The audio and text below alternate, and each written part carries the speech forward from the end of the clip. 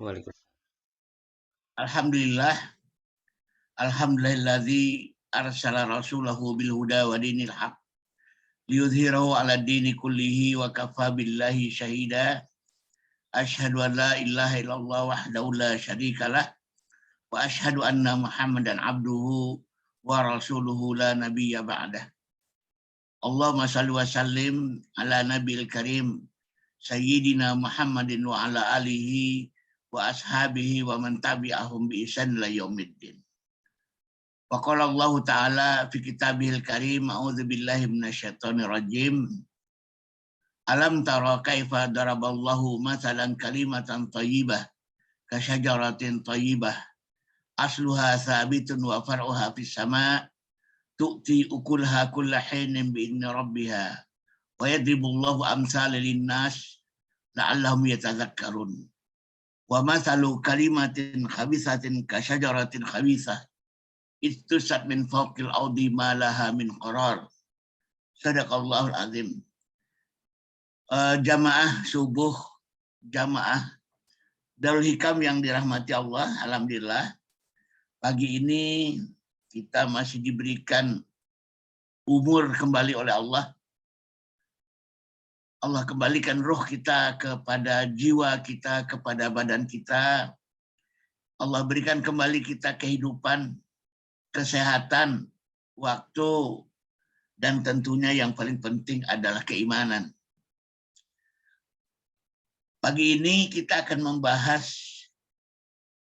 satu tema yang berjudul indikator output dan outcome dari pendidikan. Mengacu kepada surah Ibrahim ayat yang ke-24 sampai ayat yang ke-26. Di sana Allah berfirman, a'udzubillahi minasyaitonirrajim. Alam tara kaifa daraballahu mathalan kalimatan thayyibah ka syajaratin thayyibah. Tidakkah kalian melihat bagaimana Allah membuat perumpamaan tentang kalimat yang baik, kalimat tauhid, kalimat la ilaha illallah, ka syajaratin thayyibah, bagaikan sebuah pohon yang baik. Ciri dari pohon yang baik itu adalah asluha sabitun. Akarnya kokoh, menghunjam ke dasar bumi. Wa far'uha fis sama, dan furuknya, cabangnya, batangnya, dahan dan rantingnya menjulang ke langit. Dan pada akhirnya outcome-nya adalah tu'ti ukulaha kulla hinin bi'idni rabbiha. Dia mengeluarkan buah pada setiap musim, dia akan mengeluarkan buah pada setiap saat dengan seizin Rabb-nya. Wa yadribullahul amsala linnas la'allahum yatadhakkarun. Demikianlah Allah membuat perumpamaan bagi manusia agar manusia itu ingat. Sebaliknya Allah berfirman, dan perumpamaan kalimat yang buruk itu adalah bagaikan pohon yang buruk. Wa mathalu kalimatin khabisatin ka syajaratin khabisah. Idtustat min fawqil ardi ma laha min qarar. Akarnya terbongkar dari bumi. Tidak bisa berdiri sedikit pun. Tidak bisa tegak sedikit pun. Dari 3 ayat ini, kita mencoba membayangkan mendidik itu seperti sebuah menanam pohon. Mendidik itu seperti menanam pohon. Apa output yang diharapkan? Apa outcome yang diharapkan? Outputnya adalah dia menghasilkan batang, dahan, ranting, daun. Itulah output. Dan apa outcome-nya? Outcome-nya adalah buah. Dia mampu mengeluarkan buah pada setiap saat. Dia mampu mengeluarkan buah pada setiap musim. Dia mampu memberikan manfaat. Dia mampu memberikan kemaslahatan. Ada produk yang dihasilkan. Ada sesuatu yang dia kontribusikan yang dapat dinikmati oleh manusia. Inilah pohon yang baik itu. Inilah buah dari pendidikan yang baik itu. Jamaah sekalian rahimakumullah, mungkin banyak yang tidak bisa membedakan mana output, mana outcome. Satu contoh misalnya ada pelatihan tentang salesmanship, tentang kemampuan menjual barang dan jasa. Apa outputnya? Output dari pelatihan tersebut dia makin mahir berkomunikasi, negosiasinya bagus, entry dan closingnya bagus, penampilannya makin rapi, makin menyenangkan. Itu namanya output. Kalau outcome dari pelatihan salesmanship cuma satu, yaitu penjualan meningkat. Nah, begitu pula sebuah pohon, dia berasal dari sebuah benih. Outputnya yang keluar dari tanah adalah batang, ranting, daun. Itu adalah outputnya. Outcome-nya buah itu sendiri. Nah, Allah membuat perumpamaan tentang proses lahirnya outcome dan output itu bagaikan sebuah pohon yang baik. Bagaikan pohon yang baik. Pohon yang baik ini ternyata pohon yang kalau dia berbuah, dia tidak hanya sekali berbuah. Tapi dia akan terus-menerus berbuah. Terus-menerus produktif. Terus-menerus memberikan manfaat. Terus-menerus memberikan maslahat. Itulah pohon yang baik itu. Pendidikan yang baik juga sama. Hasil yang dilakukan, buah yang dihasilkan oleh pendidikan yang baik adalah berupa manusia yang terus-menerus memberikan manfaat, memberikan maslahat, terus-menerus produktif, tidak berhenti, tidak hanya sekali saja, ya, tapi berkali-kali. Kullahinin, setiap saat. Kullahinin, setiap musim. Ayat ini menggambarkan jamaah sekalian bahwa pohon yang baik itu adalah pohon yang berbuah setiap saat. Dan pohon semacam ini, pertama, antara proses menanam dengan proses menikmati buahnya lama. Ya. Ini cirinya. Ada memang pohon-pohon yang antara menanam dan menikmati buahnya sangat singkat. Tapi pohon-pohon semacam ini hanya akan sekali berbuah, dia tidak akan pernah berbuah lagi. Sekali berarti lalu mati. Nah, kalau kata Khairil Anwar ya. Pohon singkong atau barangkali pohon jagung itu antara masa menanam dengan masa memetik buahnya itu cuma 3 bulan. 3 bulan kemudian kita sudah mampu memetik buahnya dengan baik.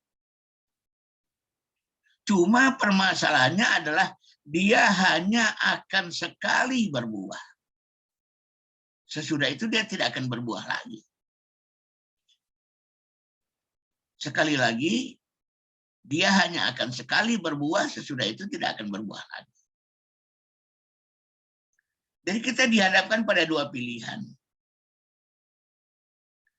Ingin menghasilkan pohon yang berbuah secara kontinu, tapi resikonya antara menanam dan menikmati buahnya itu ada jarak waktu yang cukup panjang.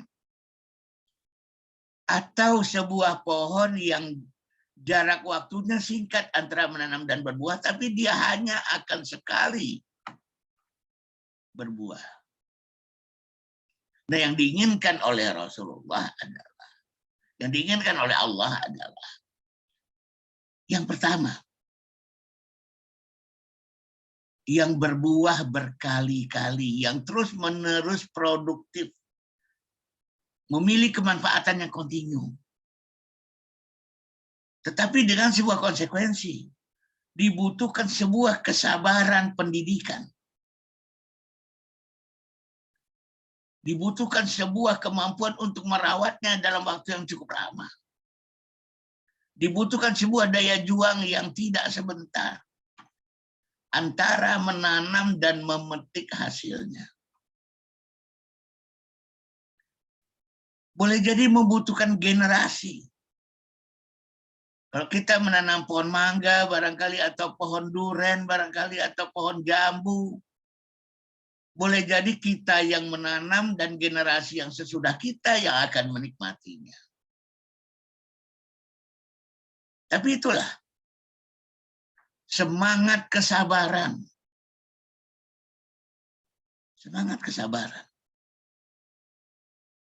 Banyak di antara kita saat ini yang ingin segera memetik buah. Sekarang juga nggak sabar lagi untuk menanti besok, lusa, sekian lama kemudian. Dalam Al-Quran misalnya, digambarkan manusia yang matang sebenar-benarnya matang itu umurnya 40 tahun. Balugha asyuddah wa arba'ina sana.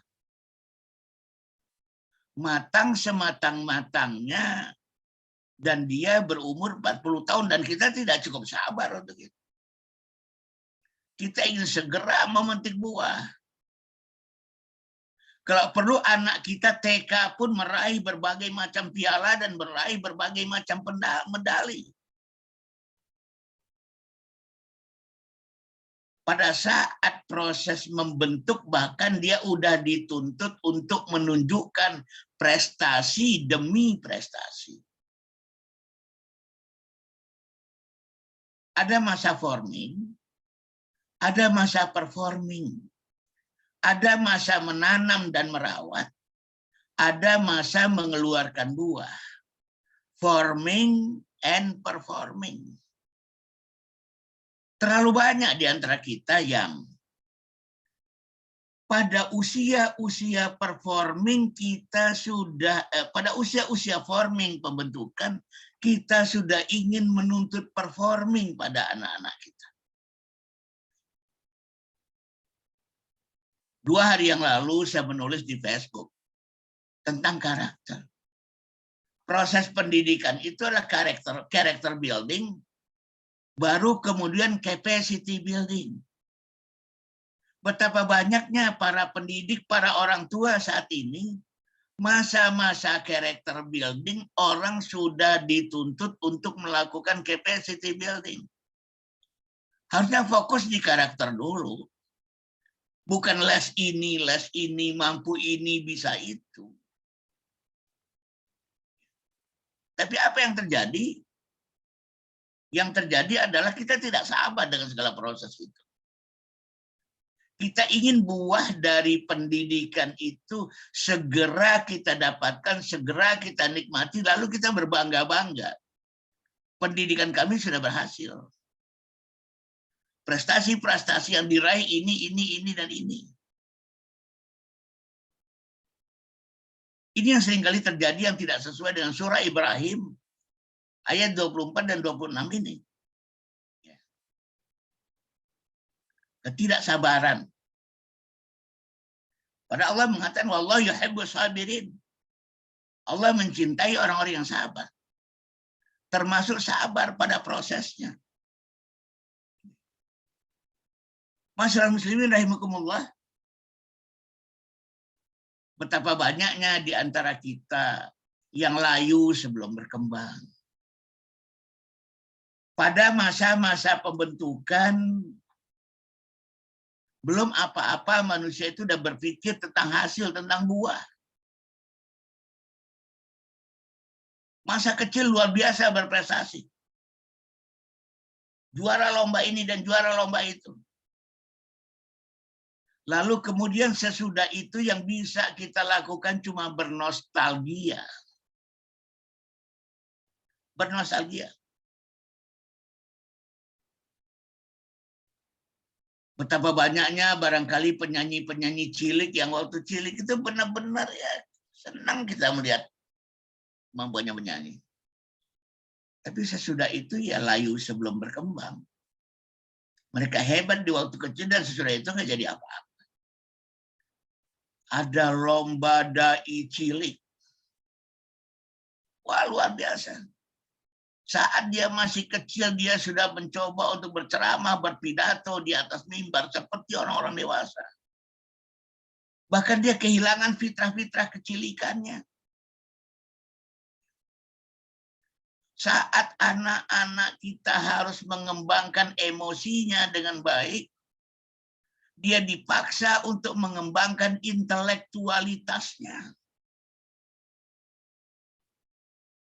Belum 7 tahun, belum mumayyiz, dia diminta melakukan proses tamyiz dalam hidupnya.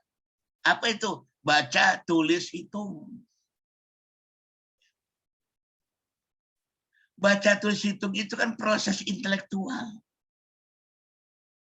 Operasi-operasi intelektual. Operasi penambahan, pengurangan, perkalian, pembagian. Yang sebenarnya harusnya terjadi pada usia tamyiz. Kapan usia tamyiz itu? 7 tahun. Kenapa sholat, puasa, dan ibadah-ibadah mahdhah itu diperintahkan oleh Rasulullah pada usia 7 tahun? Karena semua ibadah itu punya syarat, rukun, dan tertib.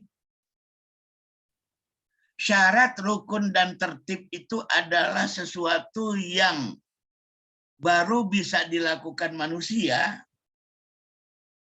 pada usia tamyiznya 7 tahun. Tapi ada ketidaksabaran di sana. Ada ketidaksabaran. Akibatnya sesuatu yang seringkali indah di masa kecil, besarnya tinggal kenangan. Besarnya tinggal kenangan. Nah, ini yang jadi masalah. Jadi pesan dari ayat ini, kalau kita ingin membangun sebuah kepribadian, sebuah pohon yang output dan outcome-nya tu'ti ukulaha kulla hinin bi'idni rabbiha, maka bersabarlah. Ada proses menyemai, ada proses menanam, ada proses menikmati hasil. Saya sering mengatakan, proses persiapan itu 0 sampai 7 tahun. Fase persiapan. Fase pembentukan karakter itu sampai 15 tahun. Fase capacity building itu sampai usia 40 tahun. Dan baru kita mencoba memetik hasilnya 40 tahun sampai akhir hayat manusia. Tapi ini dibutuhkan kesabaran. Jamaah sekalian rahimakumullah. Terlalu banyak kita tergoda dengan teori-teori barat bahwa manusia itu masa keemasannya masa muda. Masa keemasannya masa kecil. Sementara Islam mengajarkan masa emas manusia itu selalu saja sepertiga yang terakhir.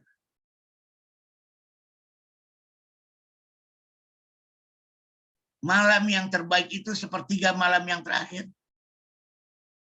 Ramadan yang terbaik itu sepertiga Ramadan yang terakhir. Tahun terbaik itulah sepertiga tahun yang terakhir. Rasulullah juga mengatakan umat terbaik itulah umat di sepertiga zaman yang terakhir, yaitu umat Muhammad namanya. Rasulullah bersabda, umat Yahudi bagaikan hidup dari subuh ke zuhur. Umat Nasrani bagaikan hidup dari zuhur ke asar. Umatku bagaikan hidup dari asar ke maghrib. Begitu juga kehidupan ini. 40 tahun sampai akhir hayat manusia, itulah masa terbaik. Tapi kita seringkali tak sabar dengan ini.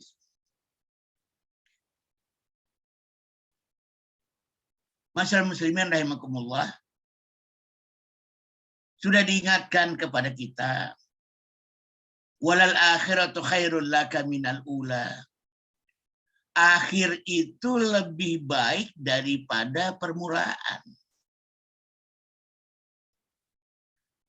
Diingatkan juga kepada kita oleh Rasulullah, Muslim yang beruntung itu adalah Muslim yang esoknya lebih baik daripada hari ini. Hari ininya lebih baik daripada kemarin. Muslim yang merugi itu adalah esoknya sama saja dengan hari ini dan hari ini sama saja dengan yang kemarin. Muslim yang celaka itu adalah Muslim yang esoknya lebih buruk daripada hari ini dan hari ininya lebih buruk daripada yang kemarin. Maka sepertiga yang terakhir dari kehidupan manusia itu adalah masa terbaiknya dia. Pepatah Inggris mengatakan life begin at 40. Hidup dimulai dari umur 40. Para nabi hampir semuanya dilantik menjadi nabi umur 40 tahun ke atas. Secara psikologis, puncak kesetimbangan manusia itu memang terjadi sejak umur 40. Ada yang menurun, ada yang menaik, setimbang di umur 40. Sejak umur 25 tahun fisik menurun. Tapi rohiyah menaik. Intelektualitas menurun. Tapi sosiabilitas menaik. Keseimbangan terjadi di umur 40 tahun. Tapi kita tidak sabar dengan itu. Memang ada manusia-manusia yang produktif di usia-usia sebelum itu. Tapi seringkali di usia sesudah itu dia seperti kelelahan. Dia seperti letih dan tidak ada lagi tenaga. Karena energinya dihabiskan sebelum itu. Jamaah sekalian rahimakumullah. Memang betul kalau kita bicara tentang masa paling aktif. Masa paling aktif itu adalah umur 20-30 tahun. Tapi masa paling produktif itu 40 tahun ke atas. Penelitian pun menyatakan masa paling produktif pada manusia itu 50 sampai 60. Sesudah itu 40 sampai 50. Sesudah itu 60 sampai 70 tahun. Mari kita bedakan antara masa paling aktif dengan masa paling produktif. Kaum muda dengan sekian banyak energi yang dia simpan adalah manusia-manusia yang paling aktif. Tapi kalau kita bicara tentang produktivitas, itu dijalani oleh orang-orang yang 40 tahun ke atas. Menjadi produktif tidak cukup dengan modal kecerdasan. Menjadi produktif membutuhkan kebijaksanaan, kepedulian, empati, hati nurani, dan sebagainya yang itu tumbuh pada usia 40 tahun ke atas. Nah, ini pesannya. Kemudian, jadi yang pertama, jika pendidikan yang baik, kalimat yang baik itu membutuhkan waktu panjang dan kesabaran antara proses menanam dan proses menuai. Yang kedua, pesan dari 3 ayat ini adalah akar dulu. Output dan outcome-nya memang buah, tapi bermula dari akar yang baik. Di sini dibedakan antara syajaratin thayyibah dan syajaratin khabithah. Antara pohon yang baik dan pohon yang buruk. Apa yang ditandai oleh Allah? Akarnya. Yang satu, pohon yang baik itu asluha sabitun. Akarnya tertancap dengan kuat. Sementara pohon yang buruk itu ijtusat min fawqil audi. Akarnya itu terbongkar dari bumi. Malaha min qaror, sama sekali nggak bisa berdiri teguh. Ini menarik. Allah mengidentifikasikan perbedaan antara kedua jenis pohon itu, kedua jenis kalimat itu, kedua jenis pendidikan itu, justru yang Allah sebut itu adalah akar dibandingkan dengan akar, bukan buah dibandingkan dengan buah. Pohon yang baik itu asluha sabitun, pohon yang buruk itu istusat bin fawqil audi malaha min qaror. Output penting. Outcome penting, tapi kan semuanya bermula dari akar. Sekali lagi jamaah sekalian, output memang penting. Outcome memang penting, tapi output dan outcome itu dari mana asalnya, dari mana dia bermula. Dia bermula dari akar yang baik atau akar yang buruk. Akar yang tertanam kuat ke bumi, atau akar yang terbongkar dari bumi nggak bisa berdiri kokoh sekalipun. Ka'annahum khusyubun musannadah.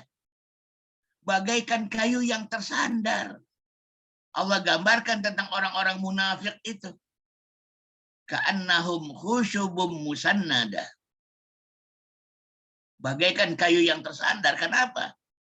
Dia nggak punya akar. Kalau nggak punya sandaran, dia pasti jatuh. Apa yang membedakan mukmin dengan munafik? Memang akarnya. Mukmin itu yakin dengan hati, diucapkan secara lisan dan dibuktikan lewat amal perbuatan. Munafik, dia ucapkan secara lisan, dia buktikan dengan amal perbuatan, tapi hati tak yakin sebenarnya. Tak berakar dia. Mohon maaf jamaah sekalian, ini sindiran sangat keras. Kalau kita bicara konstruksi ajaran Islam, itu ada akidah, ada syariah, ada akhlak. Buah dari pendidikan Islam itu adalah akhlakul karimah. Puncak dari pendidikan Islam itu akhlakul karimah. Output dan outcome dari pendidikan Islam itu adalah akhlakul karimah. Tapi akarnya adalah akidah Islamiyah, akidah salimah. Akarnya akidah, Pohon, batang, ranting itu adalah syariahnya. Dan puncaknya adalah akhlak, yaitu berupa buah dari pohon Islam tersebut. Begitu rindunya kita dengan buah.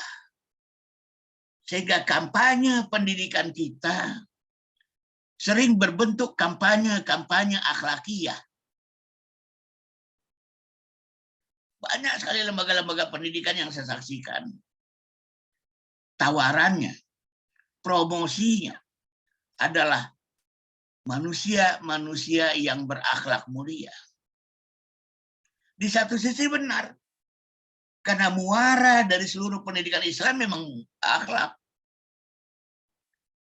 Tapi bukan akhlak yang lahir dengan membeli buah di pasar. Akhlak yang lahir dari akar yang baik. Lalu batang yang baik. Bahkan ketidaksabaran kita. Kalau perlu umur 0 tahun baru lahir akhlak duluan. Sampai kita salah mengerti makna adab sebelum ilmu. Karena umur 7 tahun mau diajari ilmu, maka sebelum 7 diajari adab dulu. Padahal pernyataan adab sebelum ilmu itu adanya di kitab Adabul Muta'alim. Ta'limul Muta'alim. Bagi mereka yang akan menuntut ilmu, bagi mereka yang akan thalabul ilmi, adab dulu. Tapi tiba-tiba diperlakukan pada anak kecil. Ini yang terjadi. Pengabaian terhadap akidah. Akidah ini penting tapi nanti. Akidah ini penting tapi nanti. Akidah memang sangat penting. Tapi nanti. Mungkinkah kita bicara tentang buah tanpa bicara tentang akar?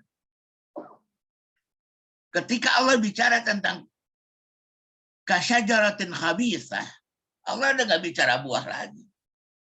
Perumpamaan kalimat yang buruk itu bagaikan pohon yang buruk. Akarnya tercerabut dari bumi. Dan dia tidak bisa kokoh berdiri sedikit pun. Selesai. Nggak ada buah yang kita harapkan kalau akarnya tercerabut dari bumi. Makanya seorang ulama mengingatkan, belum selesai pendidikan akidah, maka pendidikan Islam yang lain sia-sia. Tegas kalimat itu. Tak tuntas pendidikan akidah, maka pendidikan Islam yang lain itu sia-sia. Pendidikan sholat itu sia-sia. Pendidikan tilawah itu sia-sia. Saum itu sia-sia. Zikir itu sia-sia. Dia cuma jadi skill. Kalau tahu dia berpuasa, kata Rasulullah, dia tidak mendapatkan apa-apa kecuali lapar dan haus. Ketika dia membaca Quran, bacaannya tidak sampai tenggorokan, kata Rasulullah, tidak sampai pada kerongkongannya. Nggak sampai. Berhenti di situ. Ada ritual tapi tidak berbuah spiritual. Dia sholat. Begitu dia mengucapkan salam, jiwanya pun berhenti sholat. Dia zikir, begitu mulutnya terkatup, jiwanya berhenti berzikir. Dia tilawah. Begitu selesai tilawah, jiwanya berhenti tilawah. Jadi mari, jamaah sekalian rahimakumullah, sekali lagi output dan outcome pendidikan memang akhlak. Puncak dari pendidikan Islam adalah akhlak. Buah dari pendidikan Islam adalah akhlak. Tapi dengan tegasnya 3 ayat ini mengatakan akar dulu. Namanya juga buah. Buah itu efek. Buah itu adalah akibat. Tidak akan berbuah apa-apa sesuatu yang tak mengakar. Mari kita lihat apa yang terjadi di dunia pendidikan kita saat ini. Pendidikan yang begitu menggebu-gebu dan begitu terburu-buru tentang buah-buah yang ingin kita nikmati ketika anak sekecil mungkin. Begitu dia memasuki usia 7 sampai 12 tahun, dia tumbuh menjadi manusia yang begitu menyenangkan.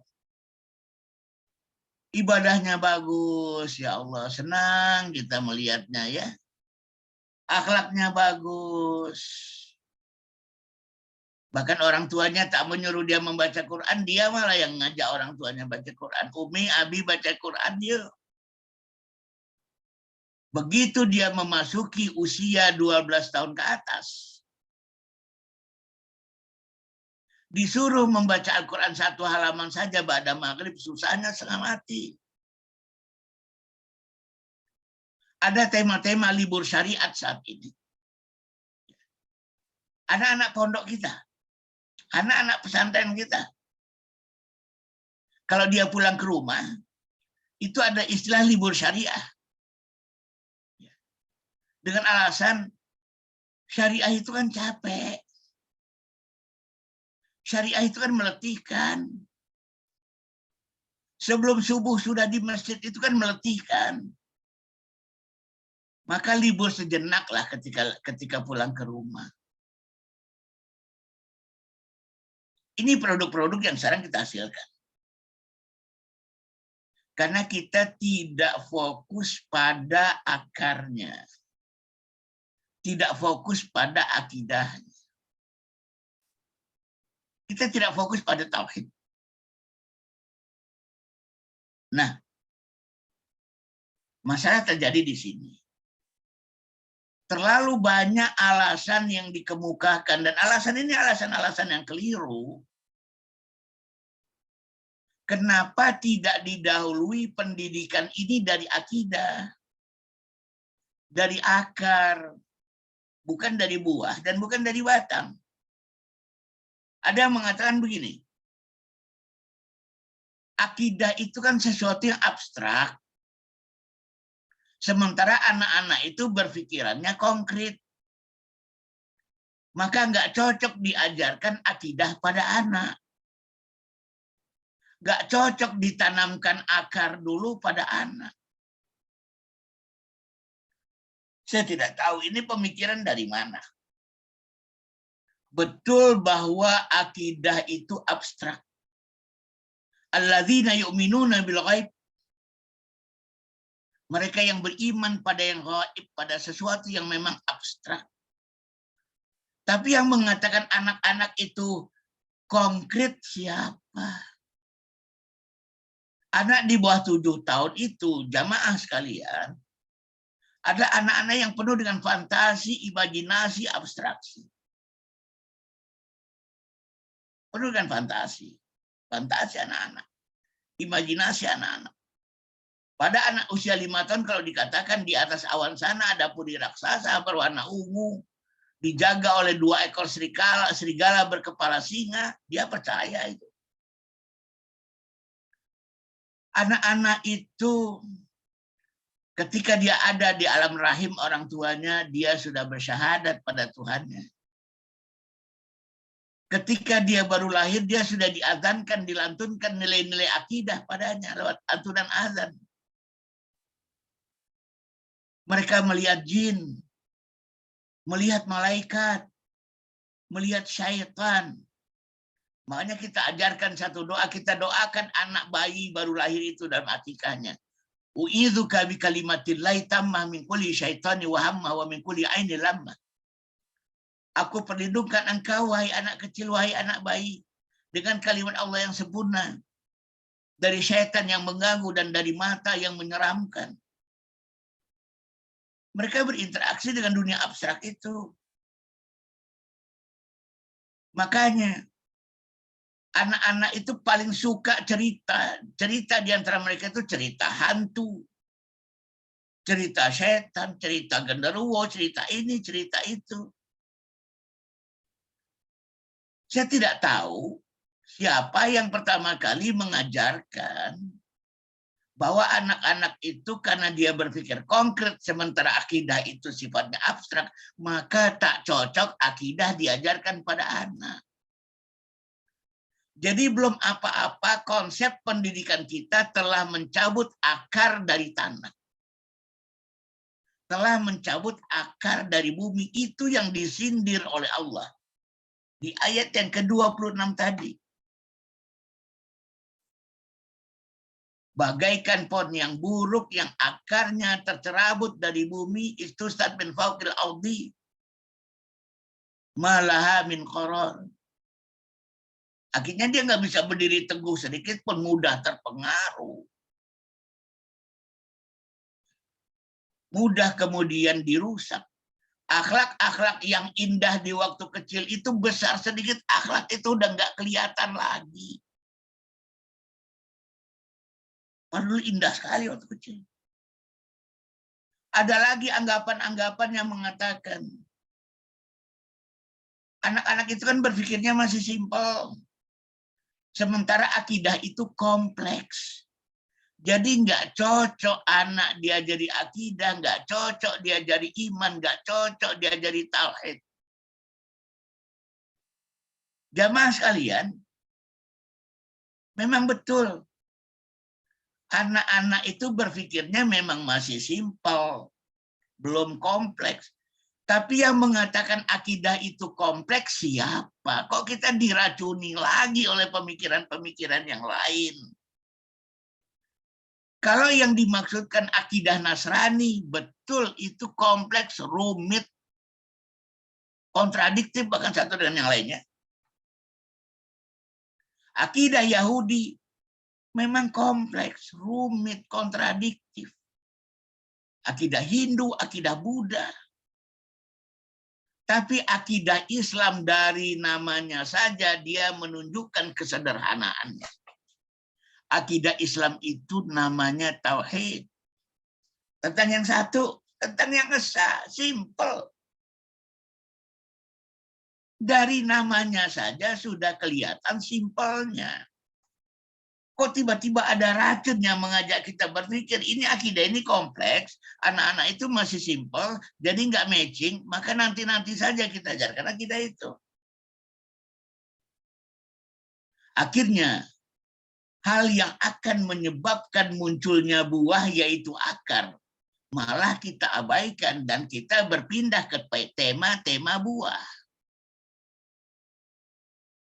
Yang sebenarnya kalau akidah itu kita tanamkan, syariah akan lahir dari sana, akhlak akan lahir dari sana.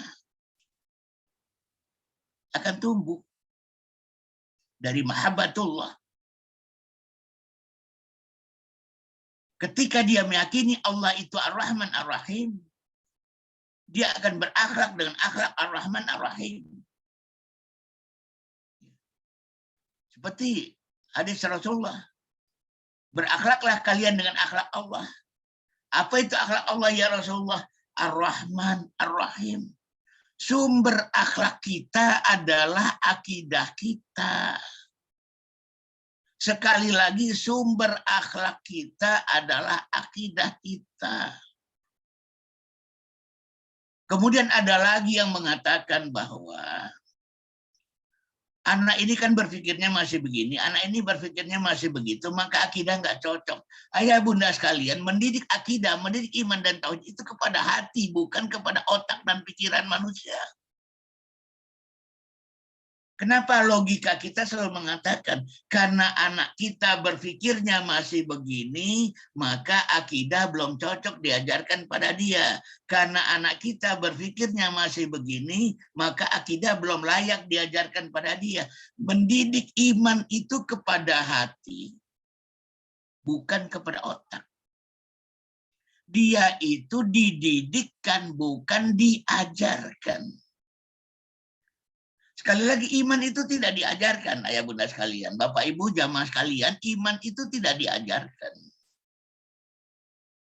Dia diteladankan, dicontohkan, dikisahkan, diceritakan. Karena iman itu sudah ada. Sulitkah memiliki iman itu? Enggak sulit. Karena fitrah manusia itu sendirinya sudah beriman. Dalam satu hadis yang sangat terkenal, Rasul bersabda, kullu mauludin yuladu alal fitrah fa abawahu yuhawidani au yunasirani au yumajisani. Setiap manusia itu terlahir dalam fitrah. Ayahnya yang menjadikan dia Yahudi, Nasrani, atau Majusi. Kenapa Islam tidak disebutkan dalam hadis ini? Kenapa tidak ada fa'abawahu yusallimani? Kenapa tidak ada kalimat bahwa ayahnya yang menjadikan dia Islam? Karena memang fitrahnya sudah Islam. Karena memang aslinya sudah Islam. Mendidik anak menjadi muslim yang baik, menjadi mukmin yang baik, itu pada dasarnya tinggal merawat fitrahnya. Tak butuh rekayasa ini itu karena dia aslinya sudah merupakan muslim yang baik. Mari kita rubah paradigma. Paling mudah itu mendidik anak menjadi mukmin muslim. Karena tinggal merawat fitrah. Paling sulit itu mendidik anak menjadi Yahudi, Nasrani, Majusi, Sabiin dan sebagainya itu, musyrikin dan sebagainya itu. Karena harus menentang fitrah manusia. Paling mudah mendidik akidah. Bapak Ibu sekalian rahimakumullah, kalau kita bicara tentang output dan outcome,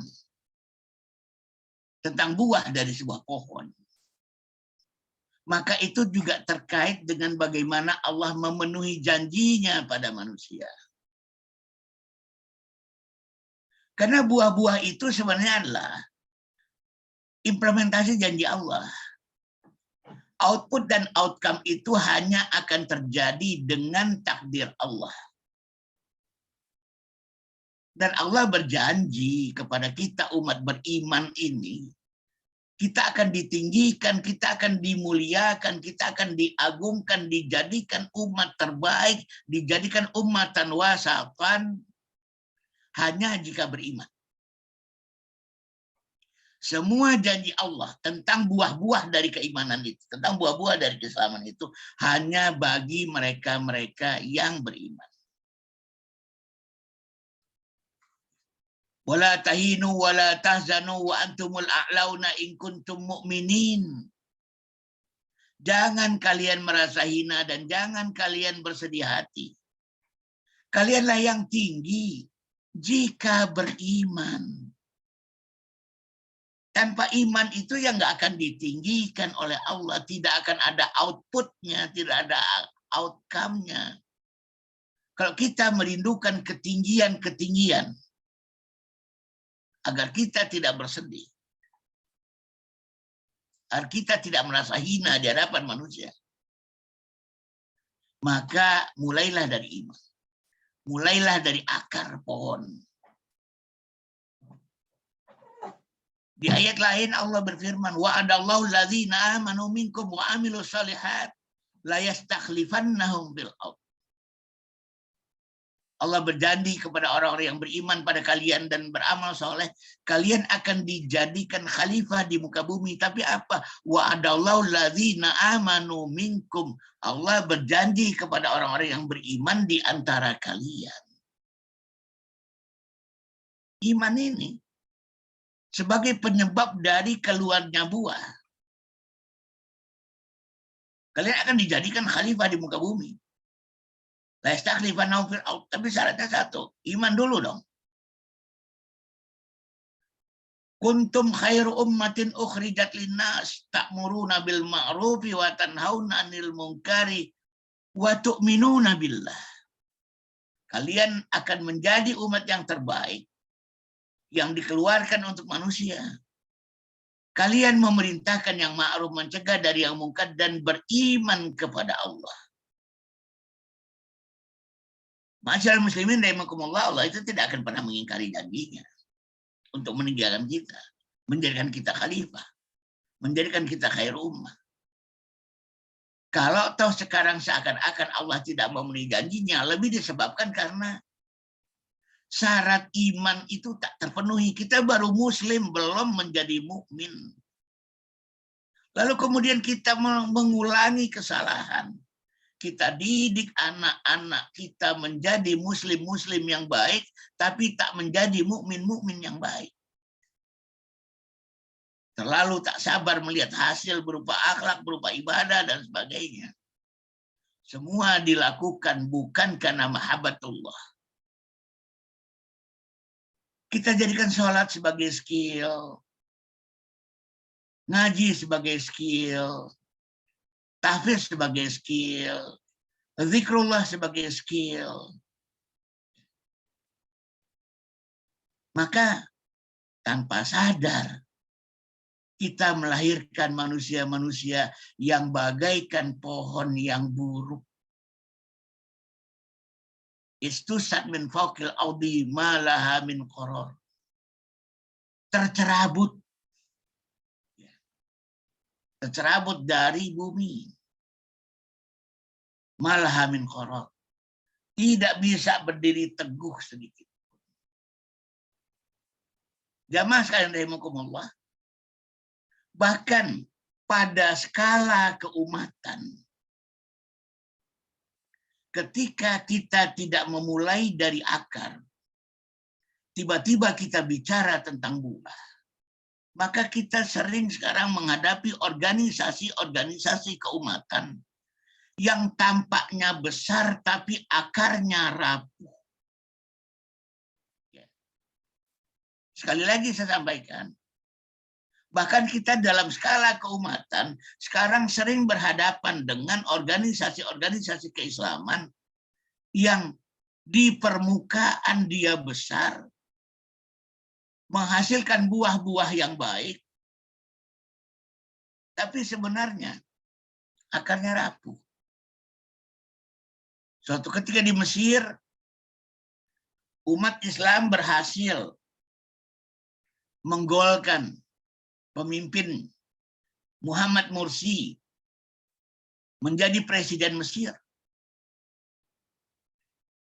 Muhammad Mursi yang lahir dari sebuah organisasi Islam terbesar di dunia, Ikhwanul Muslimin.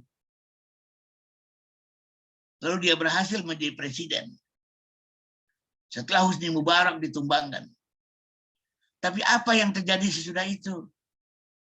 Dengan mudahnya seorang Muhammad Mursi disingkirkan oleh seorang diktator bernama Jenderal Asisi. Tanpa kita bisa berbuat banyak. Di Indonesia juga sama. Sebuah organisasi global, organisasi Islam global,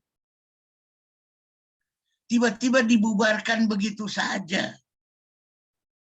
Secara zalim, dengan alasan yang mengada-ngada. Dan kita seperti tidak bisa berbuat apa-apa. Ketika organisasi Islam global multinasional ini dibubarkan secara semena-mena. Bukankah dia besar? Bukankah global? Organisasi semacam Hizbut Tahrir, organisasi semacam Ikhwanul Muslimin, kok begitu mudahnya ditiup, ditumbangkan? Apa yang terjadi? Tidak tamkin di bumi. Tidak kokoh memijak bumi. Tidak kokoh mengakar di bumi. Makanya saya seringkali mengatakan, apa itu khalifatullah fil ardh? Yaitu khalifah yang membumi, tidak harus sebumi.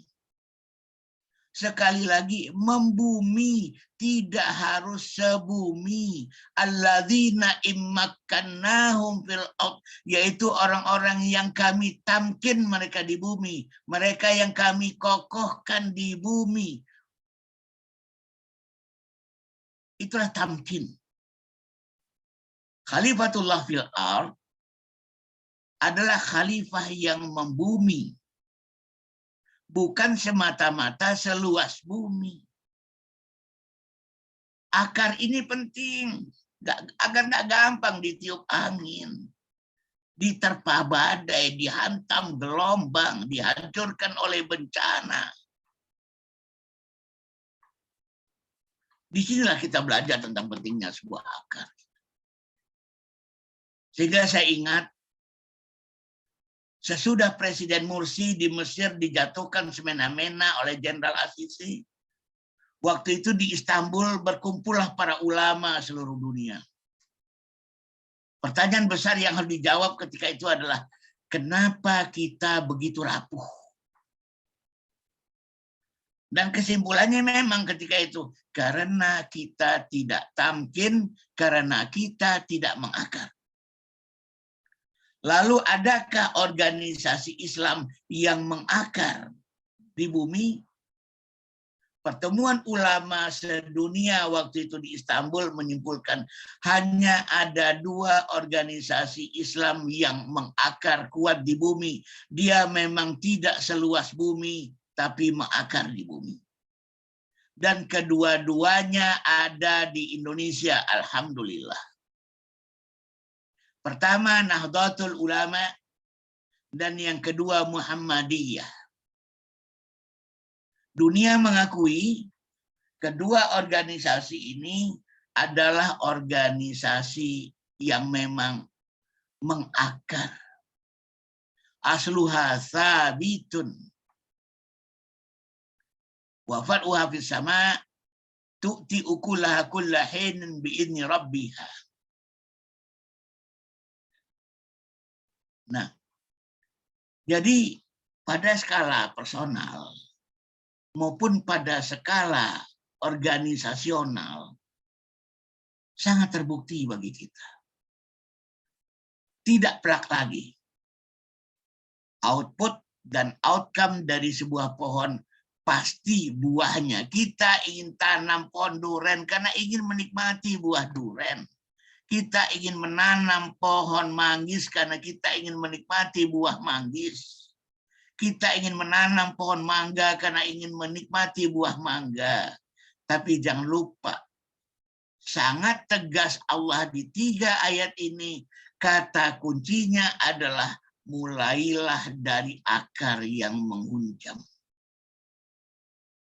Karena dari situ bermula tentang buah-buah yang manis, buah-buah yang indah, yang dengan kesabaran suatu ketika dia akan dapat kita petik. Bukan hanya sekali, tapi berkali-kali. Setiap saat, pada setiap musim.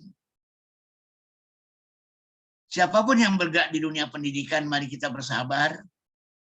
Jangan terjebak pada teori-teori barat, bahwa manusia memetik buahnya sesudah umur 40 tahun.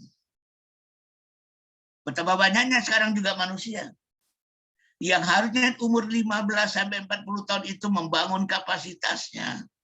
Tapi dia lagi-lagi terburu-buru ingin mengejar karir, ingin mengejar gaji, ingin mengejar jabatan setinggi mungkin, sesegera mungkin punya rumah, sesegera mungkin punya mobil, sesegera mungkin punya villa, sesegera mungkin punya ini dan itu. Padahal itu semua, kalau manusia fokus pada usia 15-40 tahun itu pada capacity building, buah-buah itu akan dia dapatkan 40 tahun ke atas. Dan dia akan mengakhiri hidupnya dengan husnul khatimah. Jamaah sekalian rahimakumullah. Memang betul betapa banyaknya di tengah-tengah kita dan di kalangan pendahulu kita manusia-manusia yang sudah menjadi hebat di masa kecil.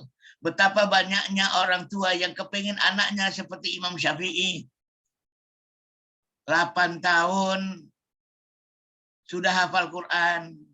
10 tahun udah jadi mufti. 12 tahun sudah mengeluarkan kitab raksasa yaitu Al-Um. Kita betul. Kita ingin anak-anak kita seperti Muhammad Al-Fatih. 22 tahun sudah menaklukkan Konstantinopel. Tapi mari kita jangan pernah lupa bahwa model utama kita, role model utama kita, uswatun hasanah kita adalah Rasulullah Shallallahu Alaihi Wasallam yang menjadi hebat di usia 40 tahun ke atas, yang memiliki kinerja dan karya luar biasa di 40 tahun ke atas. Bahwa Rasulullah baru memulai berperang di usia 54 tahun. Beliau berpoligami di usia 52 tahun. Sangat baik di akhir usianya. Kita lupa, Imam Syafi'i bisa seperti itu lebih karena faktor keistimewaannya, bukan buah dari pendidikan. Dia bisa hafal Quran 8 tahun, menjadi mufti 10 tahun, mengeluarkan kitab Al-Um 12 tahun. Itu karena keistimewaan. Itu juga yang menyebabkan kenapa tidak ada saudara Imam Syafi'i yang seperti Imam Syafi'i. Padahal beliau bersebelas. Itu pula yang menyebabkan kenapa anak-anak Imam Syafi'i tak satu pun seperti Imam Syafi'i. Itu pula yang menyebabkan kenapa di zaman Imam Syafi'i, di negerinya tidak ada satupun orang seperti Imam Syafi'i. Karena Imam Syafi'i seperti itu bukan buah dari pendidikan, bukan output dari pendidikan. Itu keistimewaan yang Allah berikan kepadanya. Maka murid beliau Imam Hambali mengatakan, belum tentu 200 tahun lagi Allah menciptakan orang seperti Syafi'i lagi. Betapa kita ingin anak-anak kita mencontoh tokoh-tokoh muda yang sudah luar biasa. Sampai lupa bahwa uswatun hasanah kita adalah Rasulullah. Nah, baik, ayah bunda sekalian, maka dua hal pesan dari 3 ayat ini. Satu, kesabaran menunggu buah. Karena pohon yang berbuah secara kontinu membutuhkan waktu lama antara masa tanam dan masa petik. Dan yang kedua, jangan lupa, buah memang output outcome-nya, tetapi akar adalah awal dari segalanya. Sekian dulu pada kesempatan pagi ini. Billahi taufiq wal hidayah. Wassalamualaikum warahmatullahi wabarakatuh. Waalaikumsalam warahmatullahi wabarakatuh. Alhamdulillah jazakumullahu khairan. Ada yang telah memberikan materinya. Sekali lagi kita highlight ya Bapak Ibu. Buah memang output dan outcome-nya, tapi intinya ada di akar, dasarnya di akar, Masya Allah ya. Bagaimana pendidikan tauhid menjadi akarnya, seperti itu ya. Nah, baik Bapak Ibu, kita buka diskusi tanya jawab ya. Juga barangkali ada yang menanggapi, memberikan tanggapannya terhadap materi yang ada pada pagi hari ini. Silahkan bisa raise hand ataupun silahkan bisa di drop di kolom chat seperti itu. Oke, nah sudah ada yang raise hand, silahkan Bu Neni. Mangga Bu. Jazakallah Ustaz, materinya, paparannya luar biasa. Ini banyak juga menyentil atau menyentuh atau merupakan menjadi refleksi buat saya khususnya Ustadz. Ustadz berkaitan materi tadi dan juga yang disampaikan minggu lalu, dan itu yang menjadi concern kita semua, bahwa kita harus memperkokoh akidah dulu, begitu Ustadz, baru ibadah dan akhlak yang nanti akan menjadi buahnya. Dan memang akhlak itu adalah buah ya dari pendidikan dan juga buah dari keimanan kita, mungkin Ustadz ya. Nah, hanya Ustadz, berapa lama kalau kita harus menunggu iman dulu, keimanan dulu, akidah dulu, baru misalnya ibadah dan akhlak. Apakah kita harus menunggu tuntas dulu, baru memulai ke sana, atau kita melihat tetap, atau kita menyampaikan saja misalnya ibadah, akhlak, tapi mohon maaf apakah prosentasenya ataukah metodenya begitu. Karena kalau kita menunggu dulu iman, jadi kedah iraha. Apakah di TK atau anak kecil, sekolah-sekolah tingkat bawah itu sama sekali tidak diberikan begitu masalah ibadah itu. Karena harus menunggu iman dulu, atau harus bukan menunggu iman. Yang pertama ya harus iman dulu. Nah, itu jadi kalau demikian apa tidak diberikan atau sebatas apa diberikannya? Begitu masalah ibadah ini. Itu mungkin Ustadz. Karena ini sangat mendasar, itu yang pertama. Yang kedua, ini sebetulnya ingin ditanyakan tahun minggu lalu, tapi karena banyak jadi tidak ada waktu. Kita kan harus ya istilah Ustadz itu gas dulu baru rem gitu ya, gas dan rem gitu ya.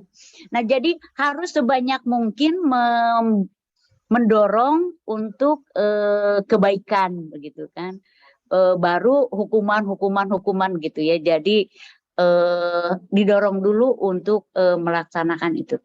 Nah tentu saja ini Ustadz, ini tidak hanya berlaku untuk siswa ya, walau bagaimanapun dalam mendidik ini kan figur teladan yang utama. Jadi mungkin ini pun ya berlaku untuk kalangan pendidiknya mungkin ya Ustadz ya. Jadi pendidiknya juga harus seperti ini gitu ya. Harus ini dulu, terutama pimpinan-pimpinannya kepada gurunya pun harus ini gitu yang didahulukan.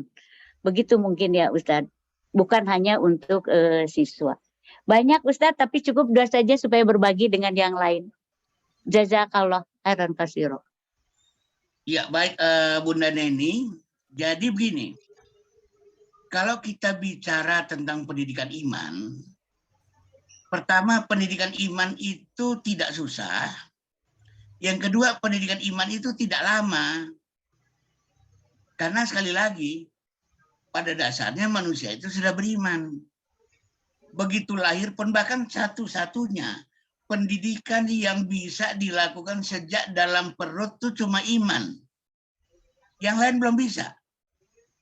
Jadi sekali lagi, satu-satunya pendidikan yang bisa dilakukan sejak anak masih di dalam rahim orang tuanya itu cuma iman. Pendidikan iman itu sampai 7 tahun sebenarnya dasarnya udah selesai. Maka kemudian Rasulullah mengatakan sesudah 7 tahun sudah bisa tuh syariah, akhlak gitu ya. Dan kebetulan pula masa tadrib, masa latih 7 tahun. Dan dari 7 tahun menjadi mukallaf, wajib melaksanakan semua syariat, beban-beban syariat ya, taklifus syar'i itu dari 7 tahun sampai 12 tahun.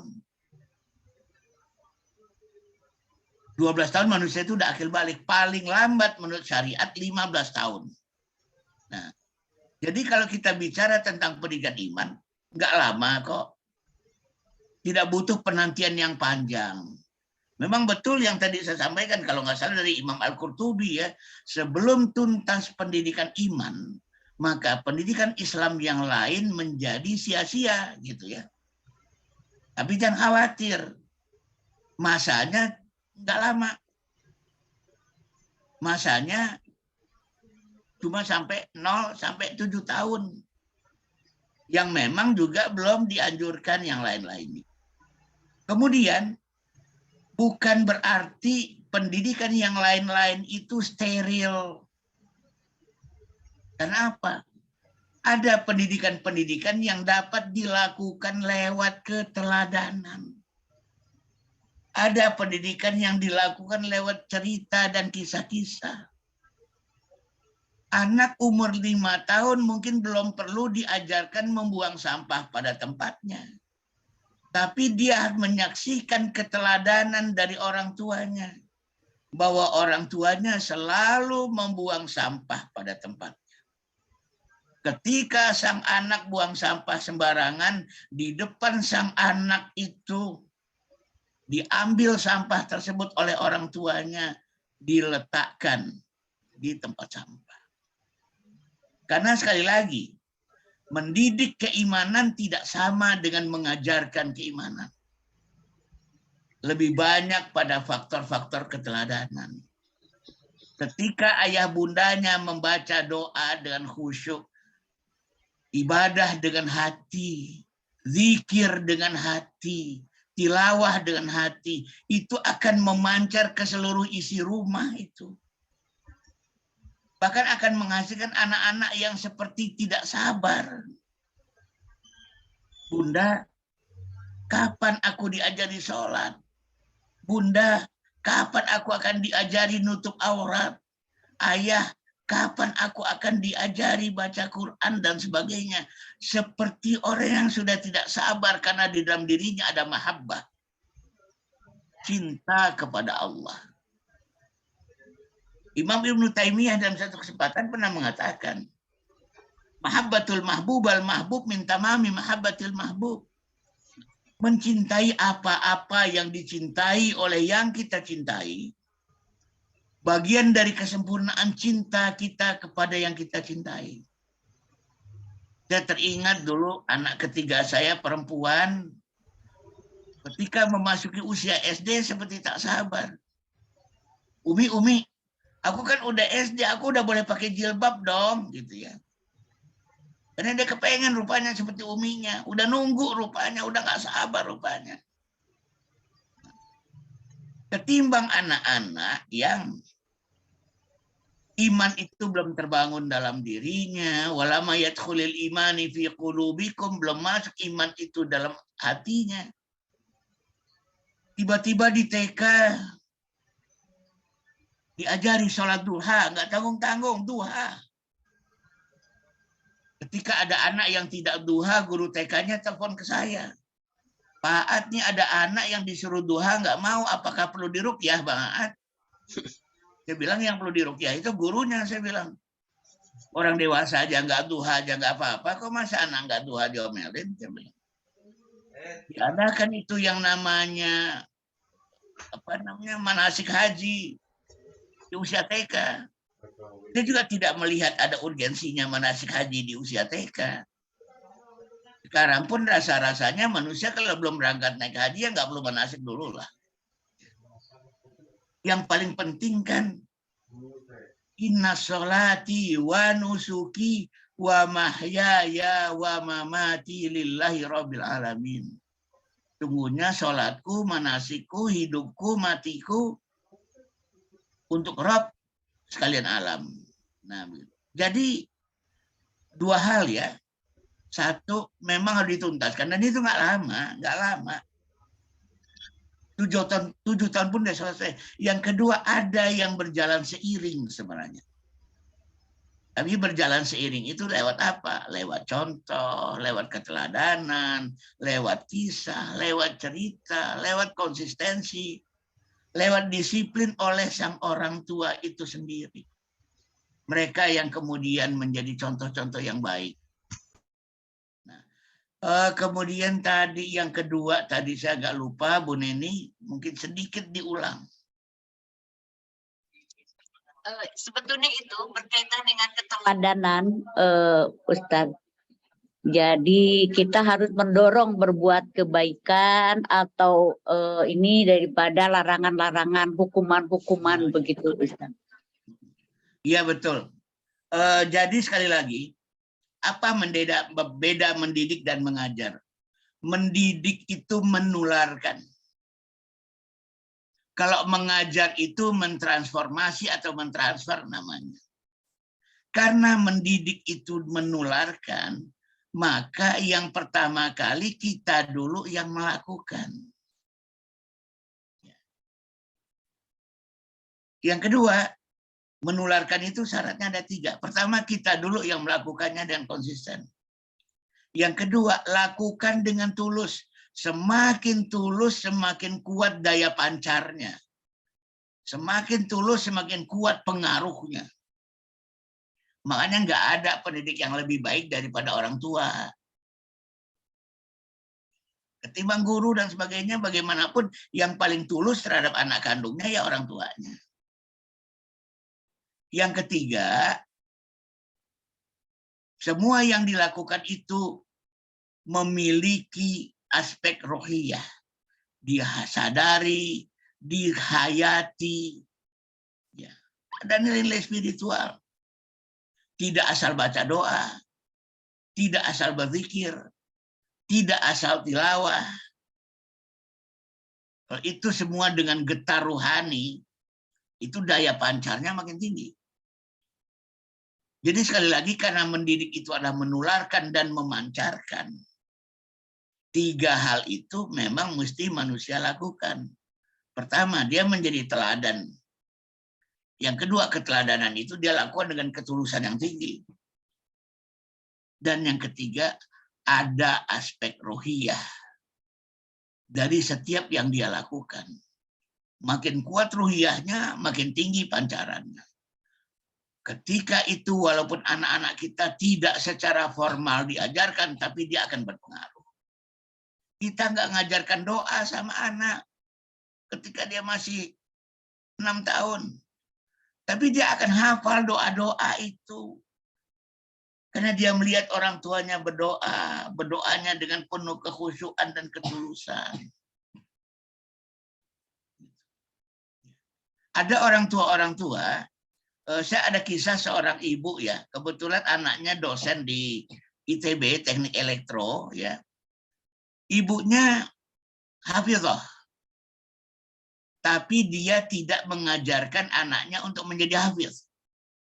Cuma ibunya itu dalam rangka merawat hafalannya, dia selalu sambil nyuci ngulang-ngulang hafalan, sambil masak ngulang-ngulang hafalan, sambil menyetrika ngulang-ngulang hafalan gitu. Dia lakukan dengan mencari ridho Allah.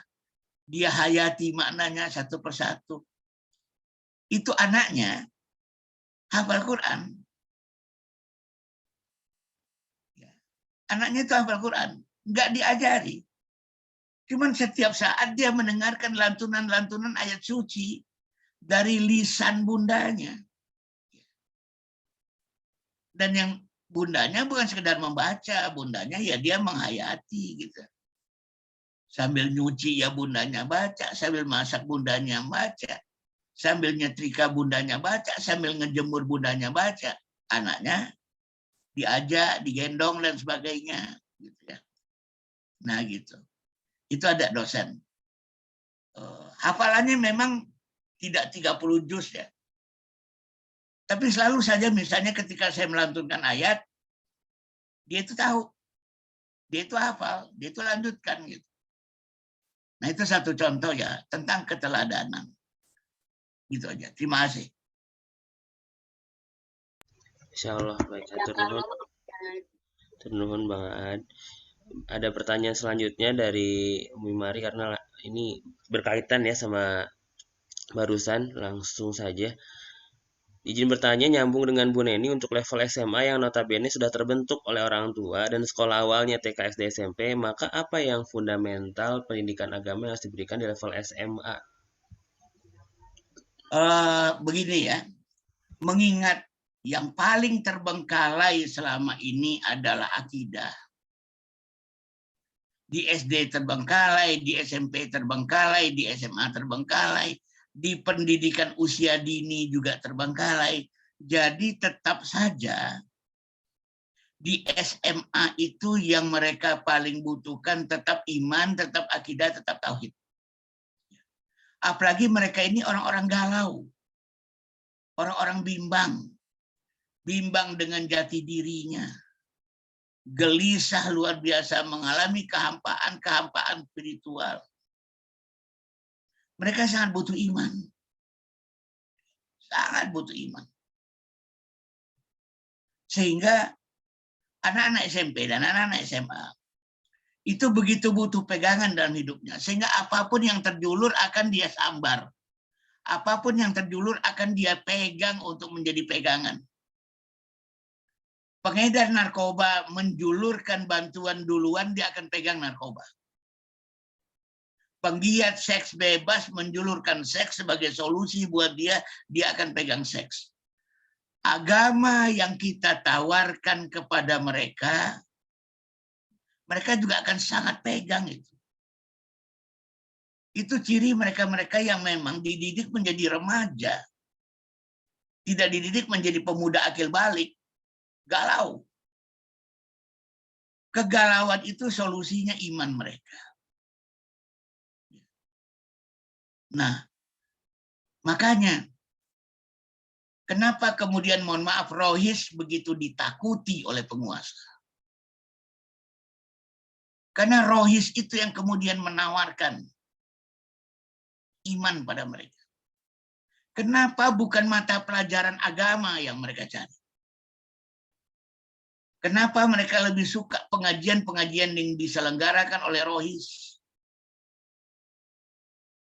Karena mata pelajaran agama terlalu banyak konten-konten yang sifatnya formal saja. Imannya rukun iman. Bukan iman yang diajarkan, tapi rukun iman. Knowledge, pengetahuan. Begitu juga bahkan ketika mahasiswa. Saya mengenal mengaji, mengenal tarbiyah, mengenal liko, atau apapun namanya, saat mahasiswa. Kebetulan materinya, materi iman semua. Mana syahadatain, marifatullah, marifatul rasul, marifatul islam, al-haq wal batil, hizbu syaitan. Itu materi-materi iman. Materi-materi yang tak terkalahkan. Suatu ketika di Facebook saya menyindir. Lulusan liko tetap lebih keren daripada lulusan IT. Saya katakan begitu dengan jujur. Mereka yang dididik dengan pendidikan Islam terpadu dari SD, SMP, SMA. Dibandingkan dengan mereka yang baru ngaji sejak mahasiswa. Cuma 2 jam seminggu. Dididik oleh senior kakak kelas. Tapi luar biasa hasilnya. Menjadi kader-kader militan. Lalu kader-kader militan itu mengembangkan pendidikan full day school. 8 jam sehari, 40 jam sepekan, 1.600 jam setahun. SD, SMP, SMA. Jadi apa lulusnya? Saya mengatakan faktanya, kader-kader pergerakan Islam gagal mendidik anak-anak yang juga jadi kader. Saya jujur mengatakan, yang dulunya dari kader-kader Islam, ternyata dia gagal menjadi anak-anaknya juga jadi kader-kader Islam. Padahal dididiknya juga nggak tanggung-tanggung. 8 jam sehari. Karena apa? Basicnya bukan pada pendidikan iman. Iman yang melahirkan cinta. Cinta yang melahirkan ghirah. Cinta itu selalu melahirkan kecemburuan. Nah, jadi SMA sekalipun, perguruan tinggi sekalipun. Jadi kalau saya tadi mengatakan, tuntaskan dulu pendidikan iman. Bukan berarti sesudah itu iman itu jadi nggak perlu, udah selesai, udah habis itu udah lanjutkan lagi sama fikih, habis itu dilanjutkan lagi dengan akhlak. Enggak, yang namanya pendidikan iman itu, walaupun sudah diselesaikan fondasinya, terus berlangsung sampai nanti. Karena al-imanu yazidu wa yanqusu. Iman itu bertambah dan berkurang. Iman itu naik dan turun. Oleh karena itu, ya, pada setiap bangsa manusia, apalagi sekarang, maka pendidikan iman itu tetap diperlukan. Walaupun secara khusus saya sering bilang, 0 sampai 15 tahun fokus pada character building, 15 sampai 40 tahun fokus pada capacity building, membangun kapasitas dan kompetensi, 40 tahun sampai akhir hayat manusia, summit reaching, berburu puncak-puncak kesuksesannya. Nah, gitu. Tapi di semua proses waktu dari awal sampai akhir itu, warna pendidikan iman tidak akan pernah berakhir, apalagi untuk anak-anak sekarang yang dia itu kosong dengan pendidikan-pendidikan keimanan. Yang dulu tidak diberikan dengan baik waktu TK, nggak diberikan dengan baik waktu SD, nggak diberikan dengan baik waktu SMP. Sehingga dia tetap punya kerinduan-kerinduan iman itu waktu SMA. Betapa waktu saya kuliah dulu, setiap kali ada kajian iman saya terpukau, setiap kali ada kajian iman saya meneteskan air mata. Setiap kali ada kajian iman saya terpesona kembali. Itu yang membuat, dan saya tidak pernah dipaksa orang dulu menghafalkan Al-Quran. Cuman terpukau, terpesona, mau diapakan lagi? Jatuh cinta, mau diapakan lagi? Yang nggak disuruh-suruh pun ya saya hafalkan. Saya merasa rugi kalau lupa ayat itu gitu loh. Ayat yang pernah menggetarkan hati saya. Sayang rasanya ada ayat yang pernah menggetarkan hati, tapi kok saya nggak hafal gitu loh. Ya sudah, tanpa dipaksa pun saya hafal. Nah ini yang perlu kita ingat gitu ya. Oke, sementara itu. Makasih. Oke, atur nuhun. Jadi sepanjang hayat ya, pendidikan keimanan, begitu juga sudut pandang kita sebagai guru, berarti sepanjang hayat itulah kita memberikan teladan, memberikan cerita, dan aktivitas-aktivitas lain yang tadi sudah disampaikan ya. Jazakumullah khair. Baik, mungkin ini pertanyaan terakhir karena sudah 6:45. Assalamualaikum, Ustaz, izin bertanya landasan kurikulum akidah yang harus dirujuk ke dalam keluarga dan sekolah itu yang bagaimana? Atur nuhun dari Bu Siti Saada. Ya, jadi ada dua hal yang mesti disadari ya. Pertama, konsep tentang kurikulum, dan yang kedua konsep tentang pendidikan. Tidak selalu memaknai pendidikan adalah pengajaran. Lalu ada mata pelajaran pendidikan iman. Maksudnya bukan itu. Ya. Kurikulum iman dalam pendidikan harus ada di dalam seluruh pengalaman belajar. Kurikulum pendidikan iman harus ada dalam seluruh mata pelajaran. Matematika harus membuat orang lebih beriman. Itu yang dimaksudkan pendidikan iman dalam kurikulum. Biologi harus membuat manusia makin beriman. Fisika membuat manusia makin beriman. Kurikulum pendidikan iman bukan berarti ada yang namanya mata pelajaran keimanan.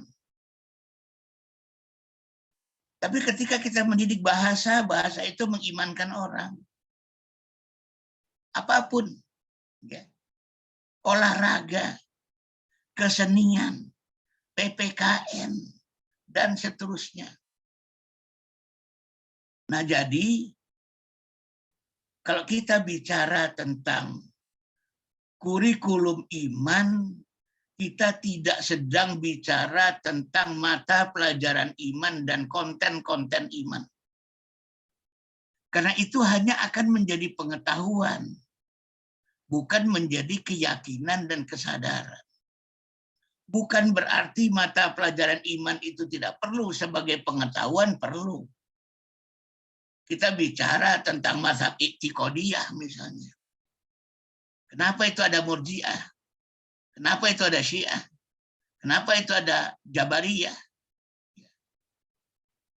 Perbuatan-perbuatan bid'ah yang terlarang dalam iman itu apa saja? Kalau konten-konten itu memang perlu. Tapi sekali lagi, bukan konten-konten itu yang akan membuat manusia itu beriman. Tapi membangun kesadaran itu penting. Pernah ada satu sekolah di Jawa Timur, saya minta, boleh nggak ada satu hari di mana siswa nggak wajib sholat berjamaah di masjid pada waktunya? Oh boleh Ustaz. Gimana kalau hari Rabu Ustaz? Ya boleh, bagus saya bilang. Apa yang terjadi? Ya seperti yang saya duga, setiap hari Rabu masjid sepi. Kenapa? Ya memang dia memang ke masjid selama ini karena iman. Kan karena peraturan sekolah kan. Kan ada dampaknya terhadap nilai kalau dia nggak ke masjid. Maka kemudian dia ke masjid. Nah itu satu contoh. Ya. Kemudian bagaimana kurikulum iman itu dibangun. Sama ketika saya bicara tentang pendidikan akil balik.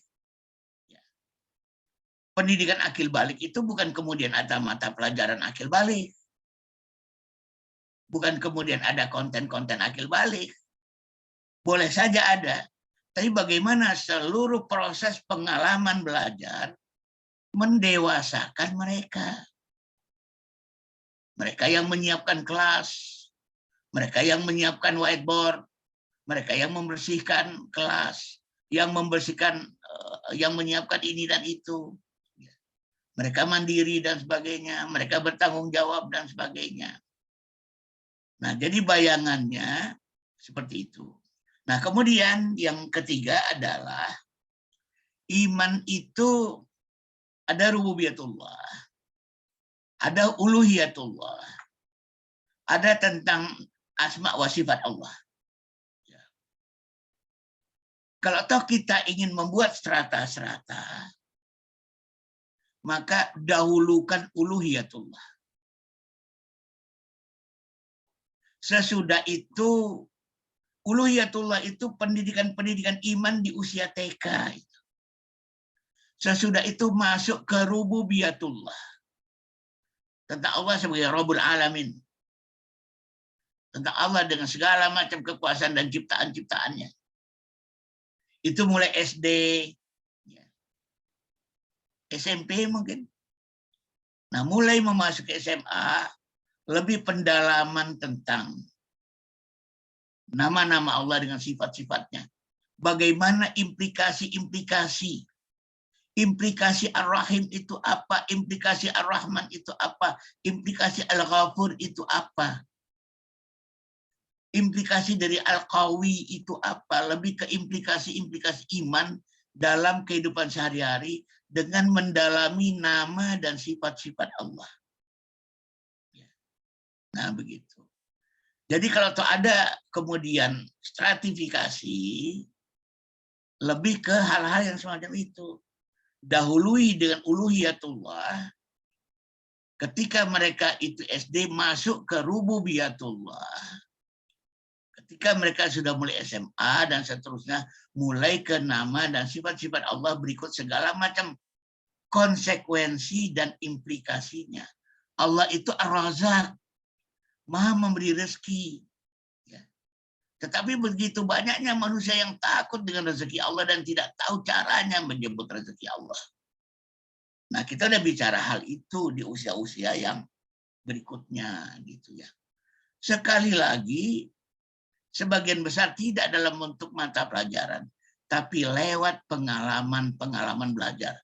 Karena memang dalam teori kurikulum yang baru pun, orang lebih banyak bicara tentang learning experience. Tidak banyak lagi bicara tentang learning content.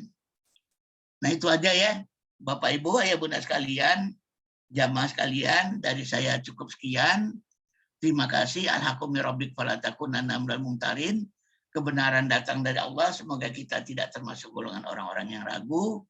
Billahi taufiq wal hidayah. Wassalamualaikum warahmatullahi wabarakatuh. Waalaikumsalam warahmatullahi wabarakatuh. Hatur nuhun Bang atas ilmunya, insyaallah tabarakallah. Baik Bapak Ibu, hari ini kita belajar banyak lagi tentang akidah, tentang akil balik, tentang bagaimana mendidik ya akidah itu sendiri. Maka semoga kita pun memiliki kapasitas akidah yang mumpuni dengan terus belajar ya, dengan terus membekali diri, terus menyadarkan diri gitu ya, supaya hal-hal yang perlu ditumbuhkan di anak-anak kita itu sudah tumbuh juga dalam diri kita secara proses ya, sedikit demi sedikit ya. Saya ingin mengingatkan Bapak Ibu untuk mengisi absensi dan juga silakan untuk menyalurkan infak terbaiknya di rekening DPU yang sudah ada di kolom chat. Jazakumullah bil jannah, sampai jumpa minggu depan masih bersama Ustaz Adiana Rusfi. Saya undur diri, mari kita tutup dengan bersama alhamdulillah, alhamdulillahirabbil alamin, dan kafaratul majelis. Subhanakallahumma wa bihamdika asyhadu an la ilaha illa anta astaghfiruka wa atubu ilaik. Selamat berakhir pekan, selamat beristirahat. Assalamualaikum warahmatullahi wabarakatuh. Waalaikumsalam warahmatullahi wabarakatuh. Saya izin undur ya. Assalamualaikum. Assalamualaikum warahmatullahi wabarakatuh. Nuhun sadayana.